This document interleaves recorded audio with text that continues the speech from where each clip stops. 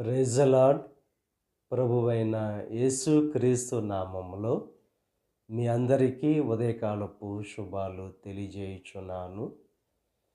ఈరోజు దేవుడు మనకు అనుగ్రహిస్తున్న అతి శ్రేష్టమైన వాక్యము యోహాను సువార్త 15వ అధ్యాయము 14వ వచనాన్ని చదువుకుందాము. నేను మీకు ఆజ్ఞాపించు వాటిని చేసిన ఎడల మీరు నా స్నేహితులై ఉందురు. ఎవరైతే దేవుడు ఆజ్ఞాపించిన వాటిని చేస్తారో వారు దేవునికి స్నేహితులై ఉంటారని చెప్పి దేవుని యొక్క వాక్యం బహుస్పష్టంగా తెలియజేస్తుంది.